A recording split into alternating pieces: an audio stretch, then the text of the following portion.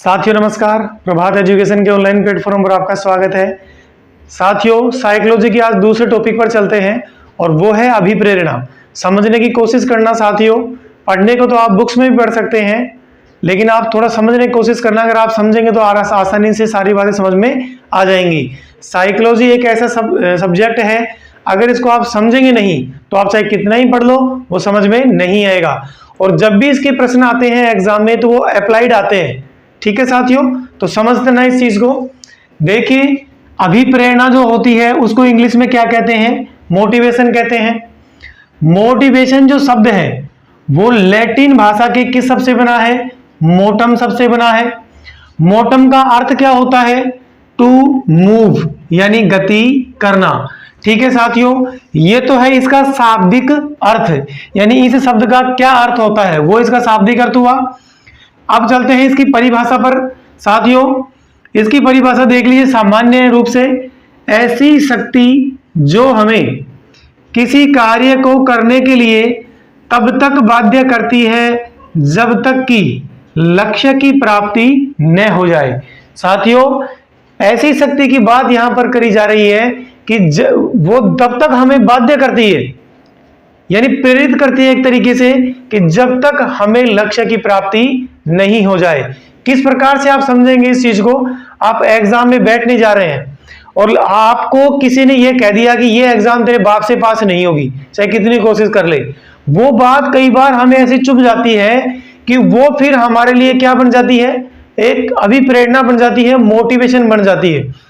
जब भी हमारा पढ़ने का मन नहीं करता है और वो बात हमारे याद आ जाती है कि उस दिन उसने मुझे ये कहा था कि ये एग्जाम तो तेरे बाप से भी पास नहीं होगी, तो फिर हम वापस किस में लग जाते हैं? अपनी पढ़ाई में लग जाते हैं। तो साथियों ये क्या हुई? अभिप्रेरणा हुई। और ये जब तक बाध्य करती है हमें जब तक कि हमें लक्ष्य की प्राप्ति न हो जाए।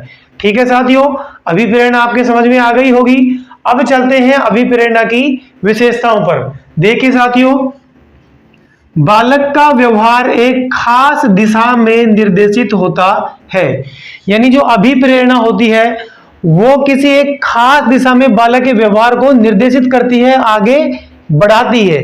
ठीक है साथियों, दूसरी बात यहां पर क्या है? उत्पन्न व्यवहार उद्देश्य लक्ष्य प्राप्ति तक जारी। और इसमें जो व्यवहार उत्पन्न होता है मोटिवेशन में, अभिप्रेरणा में, वो कब तक जारी रहता है? जब तक कि हमें लक्ष्य की प्राप्ति नहीं हो जाए। ठीक है साथियों, तीसरी बात, अधिगम की क्रियाओं को प्रोत्साहित करती है। अधिगम का मतलब क्या होता है साथियों? लर्निंग। लर्निंग यानी सीखना।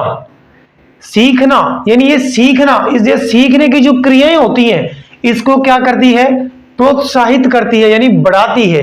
सीखने के लिए हमें प्रेरित करती है, सीखने के लिए हमें प्रोत्साहित करती है, बढ़ाती है कि हम और सीखें। ठीक है साथियों, ये सब कौन करती है? अभिप्रेरणा करती है। और भी आप अपने मन से कर सकते हैं कि अभिप्रेरणा से व्यक्ति सामाजिक बनता है। ठीक है साथियों, व्यक्ति का व्यवहार अच्छा होता है। ठीक है, तो ये सभी किसकी विशेषताएं हैं? अभिप्रेरणा की विशेषताएं हैं। इसके बाद अभिप्रेरणा की जो विशेषताएं हैं साथियों, उस विशेषताओं को लेकर, अभिप्रेरणा की परिभाषाओं को लेकर बहुत सारे विद्वानों ने, बहुत सारे ऐसे मनोवैज्ञानिक हुए हैं जिन्होंने अपनी अपनी परिभाषाएं दी है।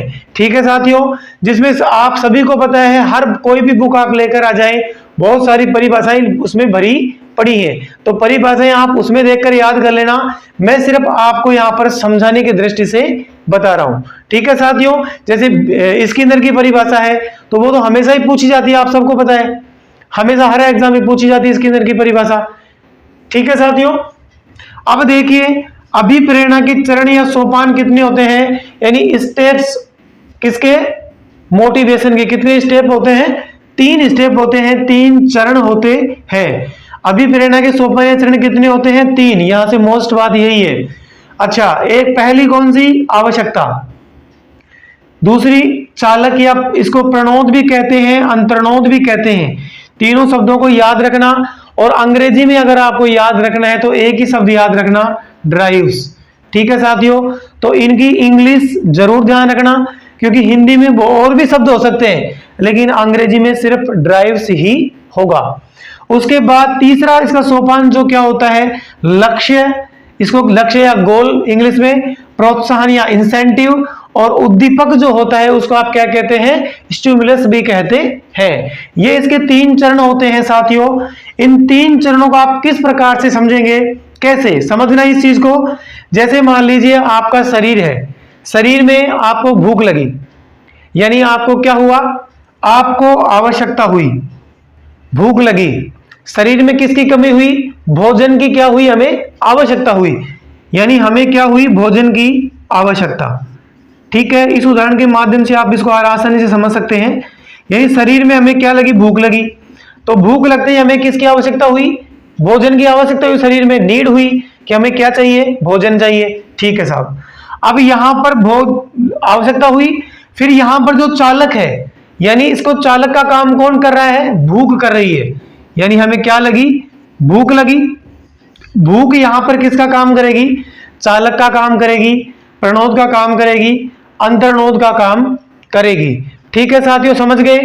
और फिर जो लास्ट में है वो क्या है, यानी हमें फिर लक्ष्य प्राप्ति, लक्ष्य हमें क्या है, हमारा लक्ष्य किसको प्राप्त करना, भोजन को प्राप्त करना।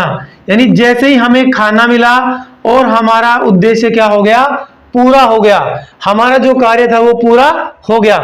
तो साथियों अभिप्रेरणा जो चक्र होता है, जो अभिप्रेरणा के सोपान होते हैं, वो 3 चरण होते हैं इसके, आवश्यकता, चालक और लक्ष्य, प्रोत्साहन इंसेंटिव आप देख लेना।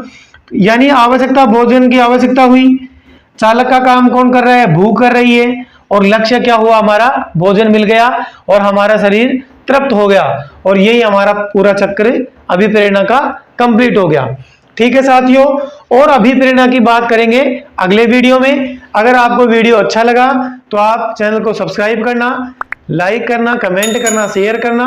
आज के लिए इतना ही। थैंक यू, धन्यवाद।